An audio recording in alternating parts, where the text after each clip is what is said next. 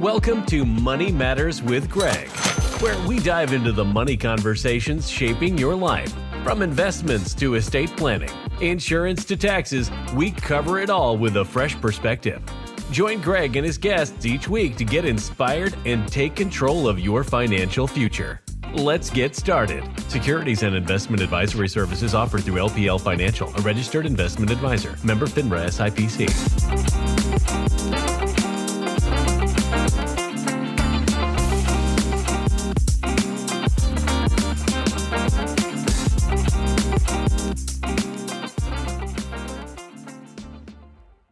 Hey, good afternoon. It is Greg Farrell, CEO and owner of Farrell Wealth, and the show is Money Matters with Greg.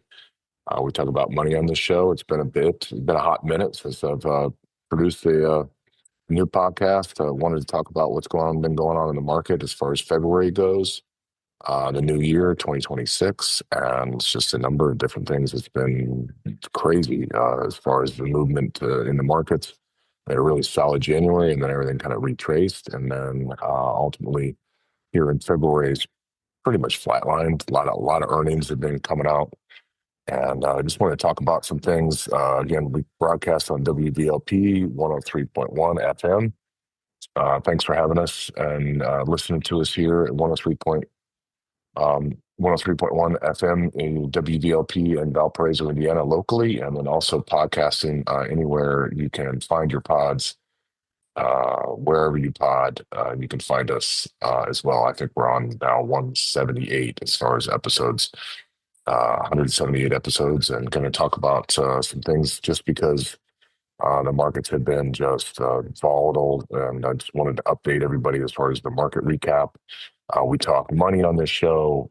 We try to help you out with this, your lives, as far as adding value to your lives and adding some money tips, some ideas so you can help save some money, and then also obviously your investments. Talk about the S&P and overall asset classes that you can ultimately be involved in, and that's ultimately what we're going to talk about today. The show is broadcast live on Thursdays at 1 o'clock, and then also replayed as well on Saturdays at 1 o'clock on WVLP 103.1. But then also, as I said, anywhere you pod, be happy to check it out. And if you want to contact me in any way, greg@farrellwealth.com is my email. Please feel free to reach out at any time. All right, so little market recap. Like I mentioned, January was volatile. Sorry, I've been a little bit out of pocket in regards to the podcast. We've been very busy with Indiana University winning a national championship. Been traveling all over, trying to enjoy the festivities that has been a natty, because this is all new to us, and we've been having a lot of fun with it. But we're back at it here and ready to roll and try to help you out throughout 2026. I wanted to talk about see a little bit of volatility. You've seen a massive volatility really in the first month. Stocks have remained volatile just last week amid a number of signals that the latest economic data, and then also AI disruption that has really sort of spread this angst to non-tech sectors as well. The S&P fell 1.35% for the week and is completely flat year to date. So up in January and then down here in February. But equity markets began last week with a really flat open. Mondays, traders sort of weighed on what was going on in Japan with the LDP party, their landslide. And their big political victory that really bolstered stimulus expectations in Japan. We'll be watching that, and we'll be reporting on that as well as what we see in regards to Japan. But stocks did begin to get a lift last week, really after the New York Fed's survey of consumer expectations revealed a significant and favorable drop in inflation expectations, sparking a risk on money flow for sure. The S&P 500 added 0.47 that day, and that was really solid. And then kind of going into the other things that was Monday, Tuesday of last week, the delayed. The December retail sales report came in weaker than expected, and that was really sort of adding this dovish flow into bonds. So it immediately flipped from risk on to risk off. And then this AI disruption concerns prompted a wave of rotational money that just kind of moved out of the old economy stocks. Um, Sort of we saw them kind of outperform many of the big tech names that traded lower. And that's dragged the S&P down 0.33. So back to pretty much being, even for the week. Wednesday contained a big economic release of the week via the December jobs report. It was better than expected, which is great, and reinforced the current kind of Goldilocks economy. Although it failed to really spur any rally in the S&P 500, it finished the day basically little changed. And then Thursday, volatility picked up in earnest on Thursday with the sell-off in big tech names again, intensifying that back to the soft margin guidance of legacy tech that Cisco's with management citing surging chip prices as critical negative influence and really on their overall outlook. And that corporate news paired with the jobless claims and the existing home sales reports, both missing estimates, weighing heavily on the market, and the S&P ended near lows down 1.57%.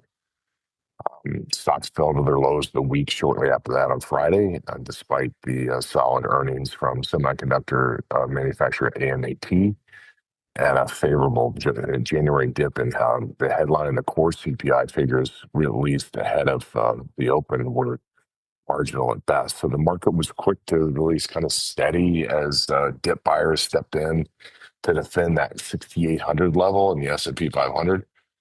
But that bid was certainly tentative, and the rally really lost momentum in the afternoon, leaving the index to close just up 0.05. So a negative week last week. Again, a negative feeling and a negative sense for the month of January or month of February.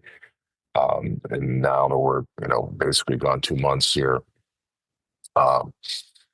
into the year, and we are unchanged as well. We have a number of weather issues nationwide that are going to affect travel. Certainly these storms coming into California with all the feet of snow that are happening and the rains as well. We'll see how that affects the economic numbers coming up here into the next year, the next week or so. But that's kind of an update from February. It's now February 17th, and we'll be broadcasting this show on WVLP here on Thursday, February 19th at 1 o'clock. Just sort of an update from the last week and where things are. The S&P 500 is right around the level of 6,800. The U.S. dollar is trading 97.12 at this moment. Gold is in and around 5,000. And crude is around $62.50 a barrel. There's been some issues, obviously, with geopolitical issues in Iran. That have rallied oil as well. The 10-year yield's right around 4.02. So you're also seeing some mortgage rates come in that have been new to the world of the markets, as well as some excited realtors out there. I know in Florida alone, and just talking to a couple of people down there just today, that people are seeing below 6 on mortgage rates. So that's interesting to see where that might take us as well as far as rates, and where a rate cut. There is a higher probability of a rate cut in June, but not until then. So we'll see how that looks. Here we'll be filling everybody out on that, keeping everybody abreast as well in regards to mortgage rates in the future. All right, the show's Money Matters with Greg, and Greg Farrell, CEO and owner of Farrell Wealth. It's a wealth management firm locally based in Valparaiso, Indiana, but also serving clients in 24 states nationwide, managing money for clients and high net worth individuals and families, and also a number of different business owners and 401ks, retirement plans, you name it, and helping out many different types of people throughout the nation in regards to their money. And we're happy to help you today, try to add some value and kind of update you in the markets. And then also, I want to go into the tech world of exactly kind of what has happened with the AI conversations. It's been up and down. It's been a ton of different information. It's moving extremely fast. And I wanted to make sure you knew kind of what's been going on with tech here in 2026. And, AI for the last 3 years has really been a tailwind to the market. It's really been behind a number of different companies doing extremely well and pushing forward towards great earnings, high investments, and multi-billion dollars and even trillions of dollars of reported investment that seems to be intentional and seems to be um, certainly the future. And many of these earnings reports from most of the companies that are investing in AI have big numbers that they plan to invest. Now, really, the biggest event of 2026 so far has been the fact that the AI market related news has really transitioned from being this consistent positive for stocks to suddenly becoming a headwind, where it was a tailwind before, is for sure a headwind. And as concerns on the sort of the return on investment of AI and spending by major tech firms, and basically the potential AI disruption of various sectors has really kind of pressured stocks, not only last week, but really since November of 2025. And given the focus on AI and recent market volatility that's been crazy, I just wanted to take some time to kind of tell the story of what's happening with AI in plain English, because I know investors, want to talk about what's going on and what's going to happen, and certainly we follow it. Want to explain it the best I can explain it in a simple way, and I really believe the story will help you first off by explaining why tech is weak, and then why the market is volatile for sure, and then also what's next for AI, and in doing so, kind of impress just some ideas that might help you along the way to kind of follow the story and where to invest and how to invest in this wild ride that is AI that's constantly moving. But before we really explain what's changed, I really want to establish like an important context here for the past 3 years. Like I mentioned before, even since the AI bull market started, investors have really viewed AI as a universally positive for stocks, and it's been very, very good. Specifically, that AI was going to, one, boost productivity, and two, increase corporate profits and really be a positive for corporate earnings overall. And that's really why the sort of simple mention of AI at times, with a build out integration, and yes, we're using AI, were positive catalysts for virtually any stock in the market since 2023. Everyone was coming out with their new AI widget and gadget, and we're using AI for this and that, and of course, their stock would be reflected as so, and usually move to the upside. But it really, in addition to that, the investors had the view that no amount of money spent on AI was too much, because it was just all viewed as money that will grow and earnings, and it'll show up in the earnings column, which of course we look at all the time. And it is very important that we have an earnings number that we need that we are satisfied to be able to invest in individual companies. But the more a company spent and on the build out of AI, the more they would grow, was the idea, and the faster the stock would appreciate. And the peak of this really just kind of came in September of last year. So let's go back to 2025. And this was highlighted by the huge 30% daily rally in Oracle after it revealed just this massive backlog in orders. And, however, like things kind of softened, and then in this October, and immediately following those Oracle results, sentiment for AI just sort of began to change. And before it was no amount of money is enough, and earnings will be fine. But then, wow, are you sure you're going to put $100 billion into this? Or even a number of companies that said they'd invest as much as OpenAI AI said they would invest up to $1 trillion.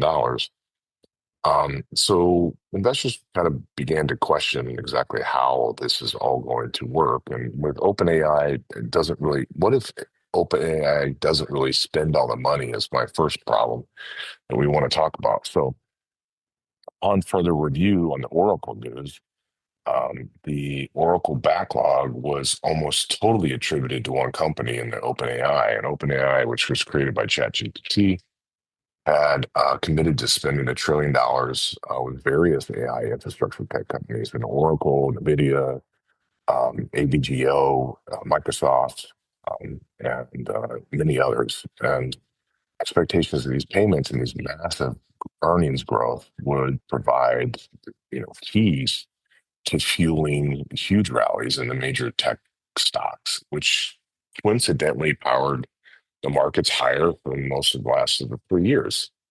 Now, that meant part of this tech-driven bull market was almost entirely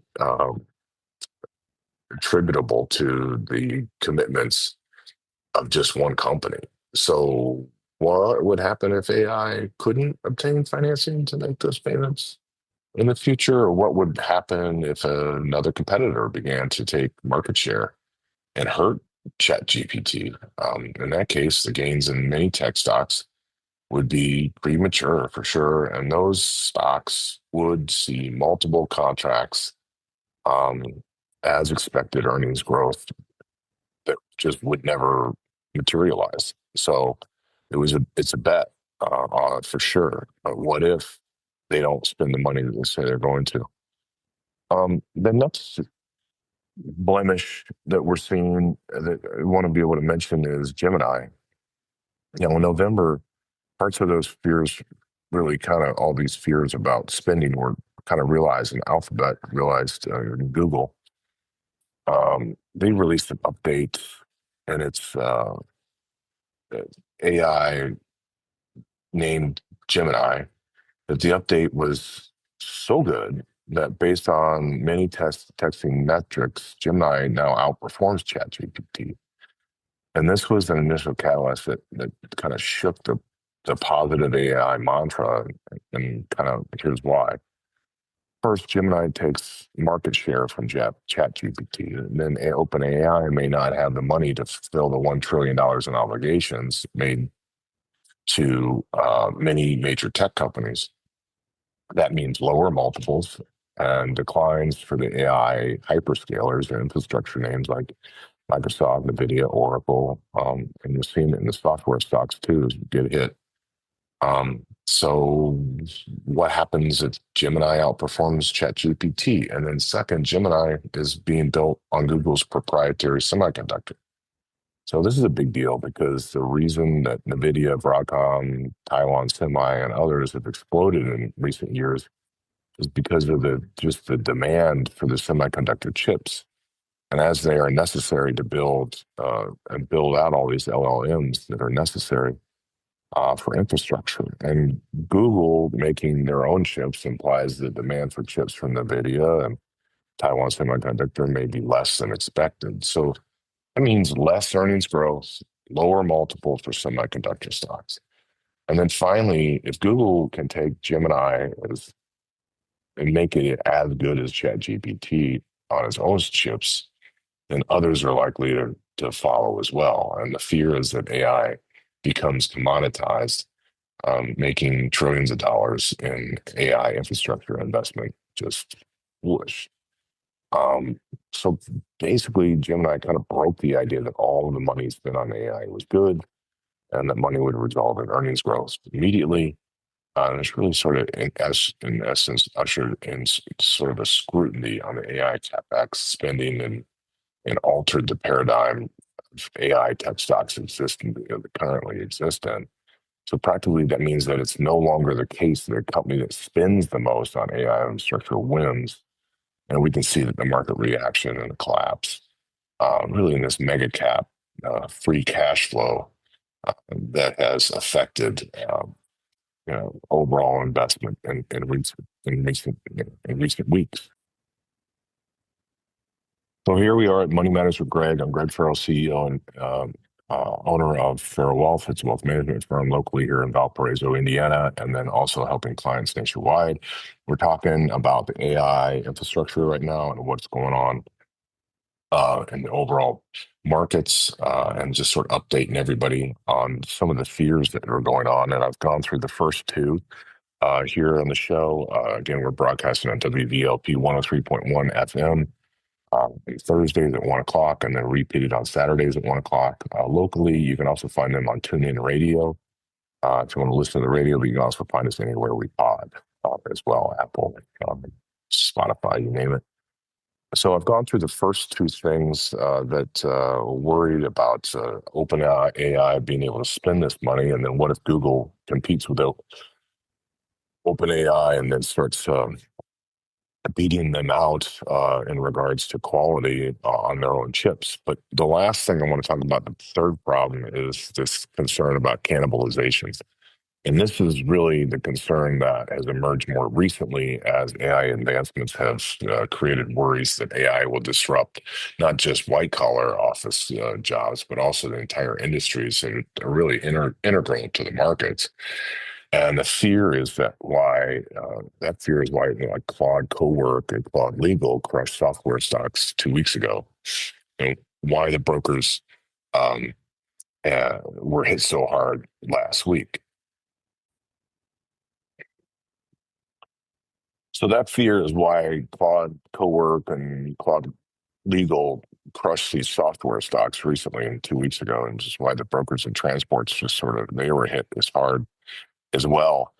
And these fears that are erupting that AI will disrupt the entire industry and overall industries, and that those AI anxieties and those fears really spread beyond tech and are negatively impacting the rotation trade that's really supported stocks since October, where no sector is safe from fears of AI could disrupt it. Because, again, before it was talk about AI and you're doing great and your stock will be reflected as such. Now, if you're investing in AI, everyone wants to know about the return on investment and are you spending money wisely. So here's the overreaching point we kind of need to understand in this entire thing. So the bull market of the past 3 years really is driven by two factors.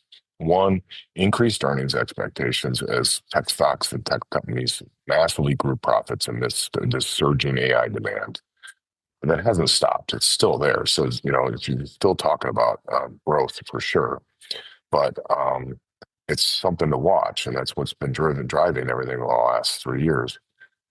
And this multiple expansion as investors really, this idea of investors viewed AI as a productivity boosting machine for all industries, leading investors to really kind of pencil in the future earnings of growth. And when Gemini, cannibalization, over resilience on OpenAI, and other recent AI headlines are really eroding all of these beliefs in multiple different ways. And for this to stop, we really need proof element to kind of appear and show AI CapEx is generating this positive ROI, and then AI will not destroy all entrenched industries.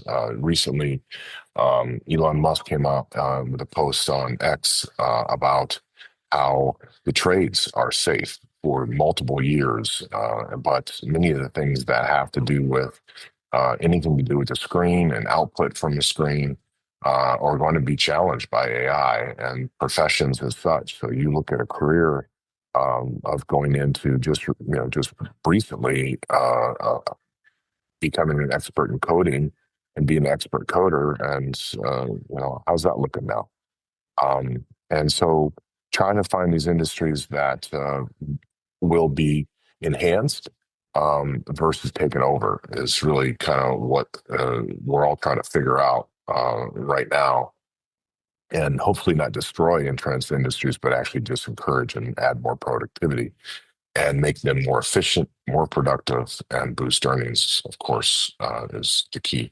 So until we get that, really that catalyst or that proof element, um, you can expect sort of this mixed sentiment and elevated volatility for the next few weeks, if not the rest of the year, to see where these things all kind of come about. But I wanted to make sure you guys all were aware of this, and this is why I bring it up here. The show's Money Matters with Greg. I'm Greg Farrell, CEO and President of Farrell Wealth.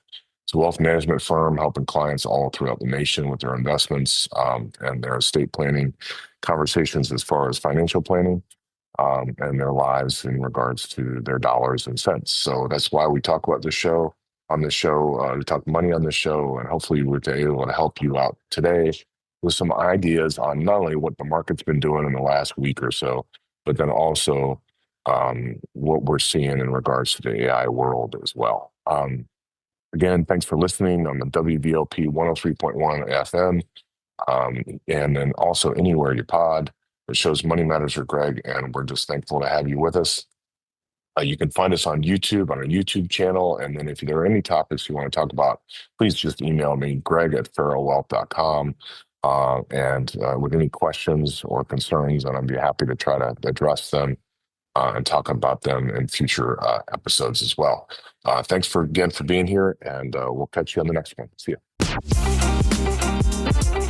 Thanks for tuning in to Money Matters with Greg. We hope you gained some valuable insights today. Remember, your financial journey is personal, but you don't have to go it alone.